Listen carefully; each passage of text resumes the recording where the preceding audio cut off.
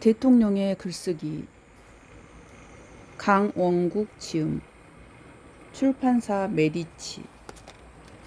잠깐 작가 소개를 드리겠습니다. 강원국 국민의 정부와 참여정부에서 8년 동안 대통령의 말과 글을 쓰고 다듬었다. 김대중 대통령 때에는 연설비서관실 행정관으로, 노무현 대통령 때에는 연설비서관으로 재직했다. 대통령은 말을 통해 자신의 뜻을 밝히고 나라를 이끌어간다. 그리고 그 말은 글에 기초한다. 저자는 두 대통령에게 어떻게 하면 가장 짧은 시간에 가장 쉬운 말로 가장 많은 공감을 일으킬 수 있는지 직접 배웠다. 또 두 대통령이 어떻게 말과 글을 통해 다수의 마음을 모으고 난국을 돌파해 갔는지 현장에서 체득하고 조력했다. 김대중 대통령은 문구 하나하나를 직접 다듬어 줬고, 노무현 대통령은 불러서 앉혀놓고 토론하듯이 가르쳤다. 연설문을 쓰는 일은 단지 글을 쓰는 것에 그치지 않았다. 연설하는 사람의 생각하는 방식과 말하는 방법을 배우는 기회이기도 하다. 작가 소개는 여기서 마치고 책 내용을 살펴보겠습니다. 제2장 관저 식탁에서의 2시간 강의. 노무현 대통령의 글쓰기 지침 내용입니다. 노무현 대통령은 권위주의와 천성적으로 맞지 않았다. 그뿐만 아니라 일을 효율적으로 하기를 원했다. 앞으로 자네와 연설문 작업을 해야 한다 이거지? 당신 고생 좀 하겠네? 연설문에 관한 한 내가 눈이 좀 높거든? 식사까지 하면서 2시간 가까이 연설문을 어떻게 써야 하는가 특강이 이어졌다. 밥이 입으로 넘어가는지 코로 들어가는지 몰랐다. 열심히 받아쓰기를 했다. 이후에도 연설문에 관한 회의 도중에 간간히 글쓰기에 관한 지침을 줬다. 다음은 그 내용을 정리한 것이다. 1. 자네 글이 아닌 내 글을 써주게. 나만의 표현 방식이 있네. 그걸 존중해주게. 2. 자신 없고 힘이 빠지는 말투는 싫으네. 뭐뭐뭐 같다는 표현은 삼가게. 3. 부족한 재가와 같이 형식적이고 과도한 겸양도 예의가 아니네. 4. 굳이 다 말하려고 할 필요 없네. 경우에 따라서는 질문을 던지는 것으로도 연설문이 될 수 있네. 5. 비유는 너무 많아도 좋지 않네. 6. 쉽고 친근하게 쓰게. 7. 글의 목적이 무엇인지 잘 생각해보고 쓰게. 설득인지 아님 설명인지 아님 반복인지 또는 감동인지. 8. 연설문에는 뭐뭐뭐 등이란 표현은 쓰지 말게. 연설의 힘을 떨어뜨리네. 9. 때로는 같은 말을 되풀이하는 것도 방법이네. 나에게는 꿈이 있습니다 라고 한 킹 목사의 연설처럼. 10. 짧고 간결하게 쓰게. 군더더기야말로 글쓰기의 최대의 적이네. 11. 수식어는 최대한 줄이게. 진정성을 해칠 수 있네. 12. 기왕이면 스케일을 크게 그리게. 13. 일반론은 싫으네. 누구나 하는 얘기 말고 내 얘기를 하고 싶네. 14. 지켜 세울 일이 있으면 아낌없이 지켜 세우게. 돈 드는 거 아니네. 15. 문장은 자를 수 있으면 최대한 잘라서 단문으로 써주게. 탁탁 치고 가야 힘이 있네. 16. 접속사를 꼭 넣어야 된다고 생각하지 말게. 없어도 사람들은 전체 흐름으로 이해하네. 17. 통계 수치는 글의 신뢰를 높일 수 있네. 18. 상징적이고 압축적인 머리에 콕 박힌 말을 찾아보게. 19. 글은 자연스러운 게 좋네. 인위적으로 고치려고 하지 말게. 20.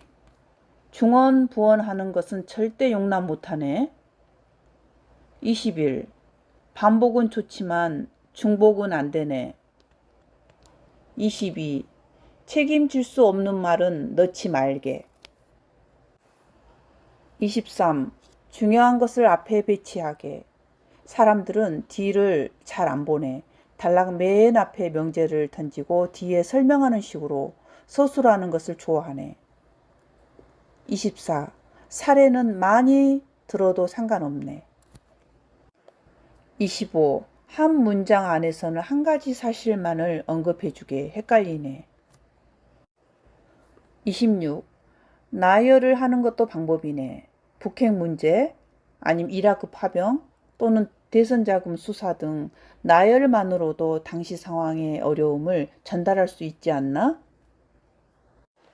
27. 같은 메시지는 한 곳으로 응집력 있게 몰아주게. 이곳저곳에 출몰하지 않도록.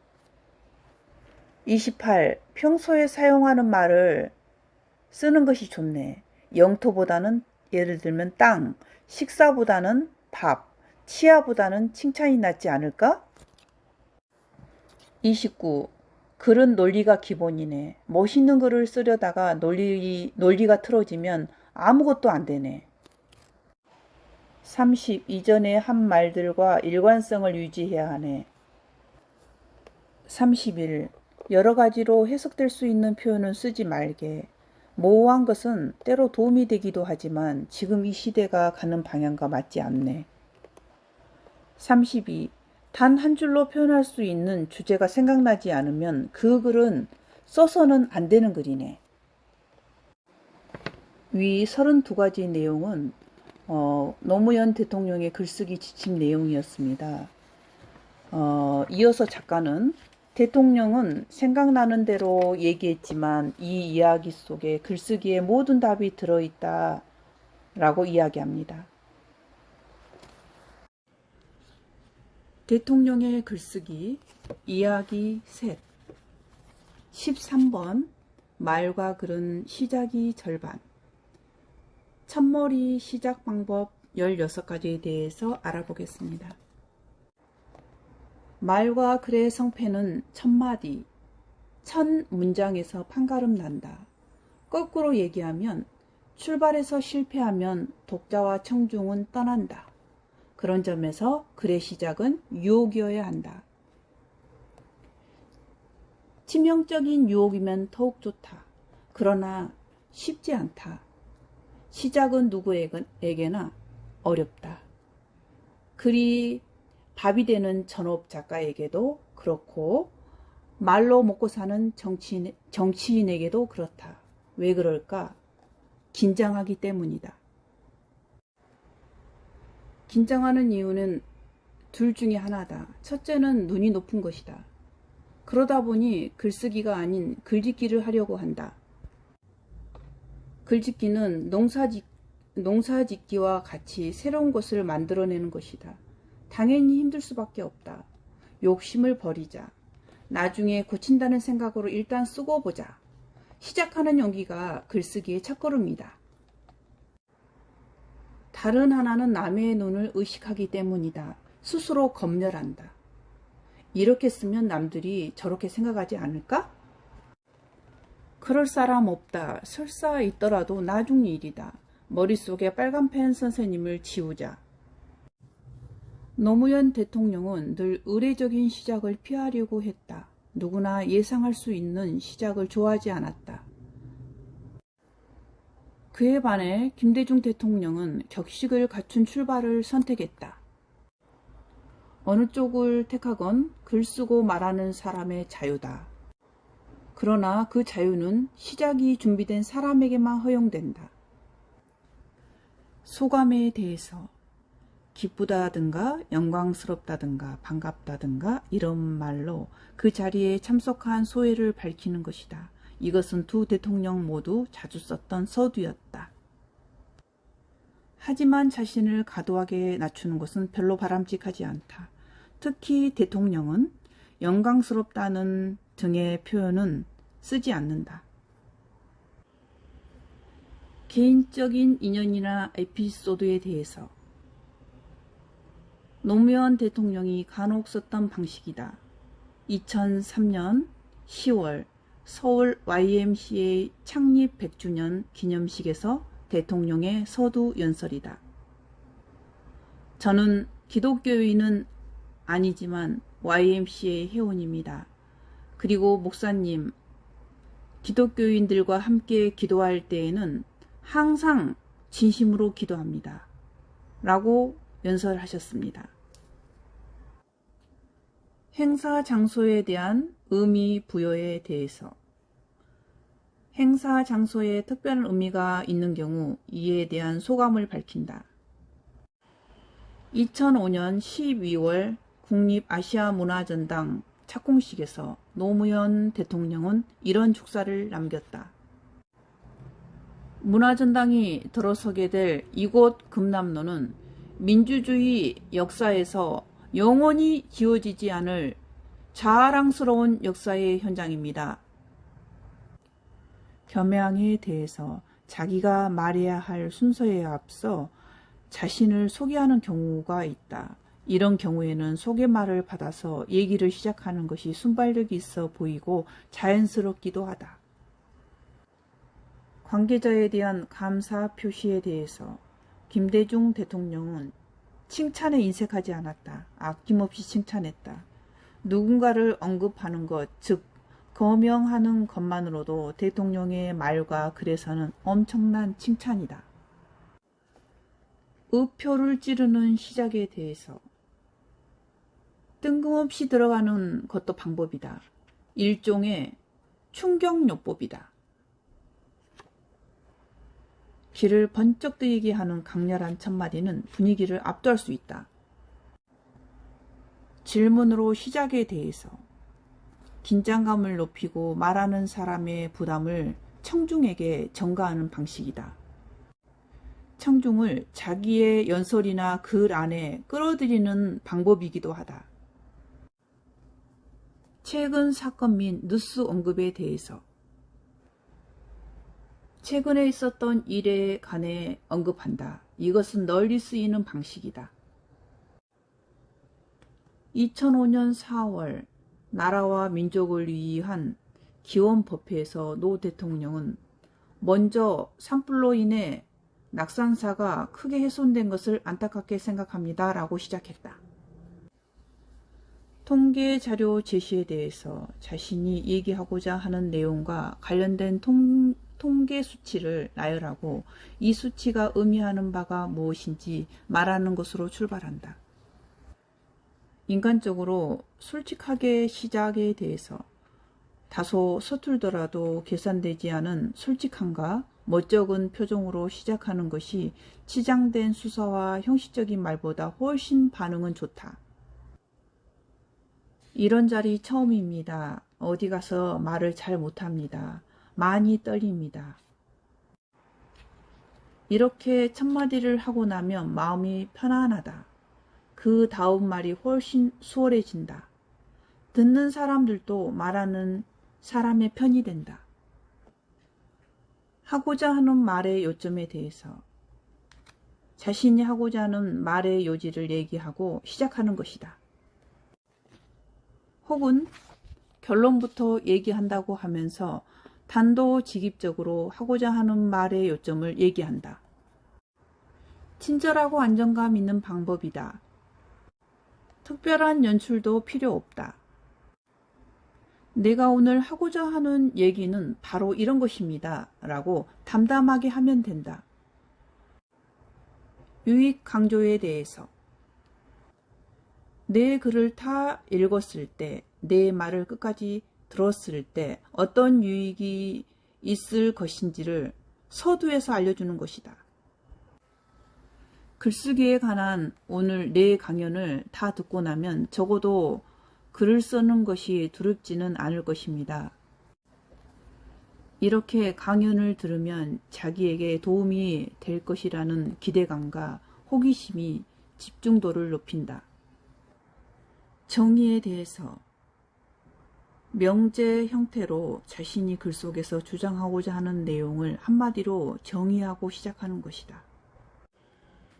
일자리가 최고의 복지입니다. 부동산 가격은 그 자체가 서민생활입니다. 이어받기에 대해서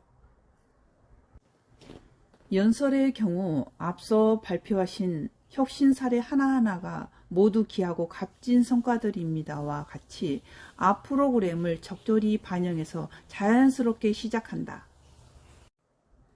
얘기 잘 들었습니다. 너무 좋은 말씀이어서 뒤에 얘기하는 사람이 부담이 많이 됩니다. 이렇게 앞서 얘기한 사람에 대한 칭찬으로 시작하는 것도 바람직한 방법이다. 속담이나 격언 인용에 대해서 이때 인용하는 내용은 본문에서 주장하고자 하는 바가 무엇인지 암시를 줄 수 있는 것이 좋으며 자기 주장의 타당성을 높일 수 있는 것이어야 한다. 침묵에 대해서 특별한 경우에는 침묵으로 시작하는 것도 방법이다. 말을 하려고 단상에 오른 사람이 잠시 아무 말도 하지 않고 청중을 응시할 때 집중도는 최고조에 이른다. 글의 첫머리를 찾는데 막막함을 느끼는 사람이 있다면 이런 방법을 제안해 본다. 국가기록원 사이트에 가보라. 대통령의 과거 연설문을 모아놓았다. 또한 청와대나 총리실 홈페이지에도 현직 대통령이나 국무총리의 연설문이 올라와 있다. 대통령 연설문에는 거의 모든 종류의 행사가 망라되어 있다. 자기가 쓰고자 하는 유사한 계기에 대통령은 어떻게 시작했는지 참고해보라. 분명히 단초를 얻을 수 있을 것이다. 대통령의 글쓰기, 김대중 노무현 대통령에게 배우는 사람을 움직이는 글쓰기 비법. 15. 대통령의 글 전개하기 가르침 2. 표현하기. 두 대통령 모두 수상적이고 현란한 표현을 싫어했다. 간결하고 명확하며 구체적인 표현을 좋아했다. 최대한 쉽게. 자기가 아는 말을 해야 쉬워진다. 모르는 소리는 글을 어렵게 만든다. 알더라도 아는 채 하는 순간 어려워진다.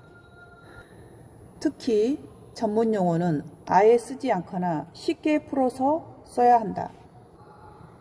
짧은 문장, 최대한 단문으로 써라. 쪼갤 수 있는 데까지 쪼개서 써라. 끊을 수 있는 데까지 끊어라.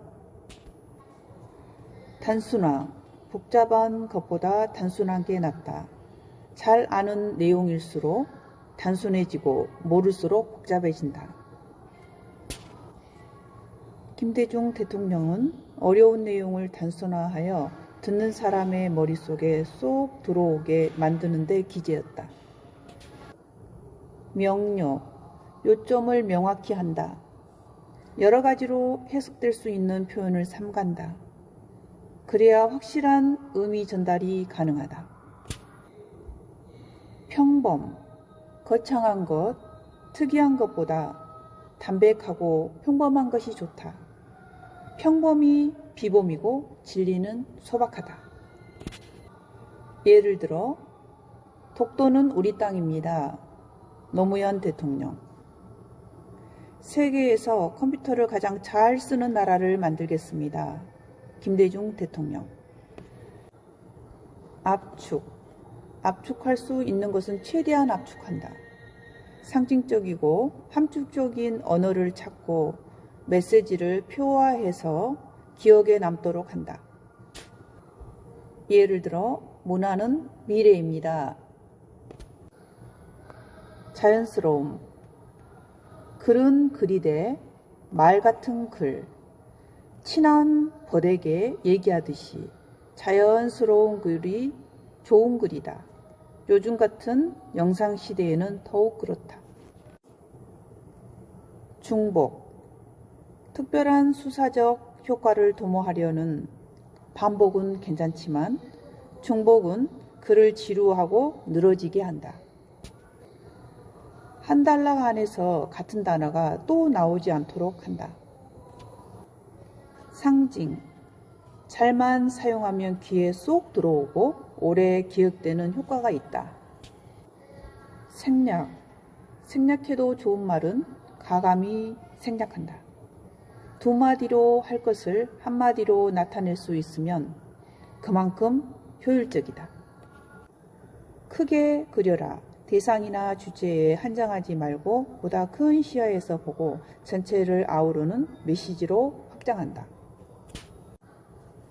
과거 통해 현재 부각.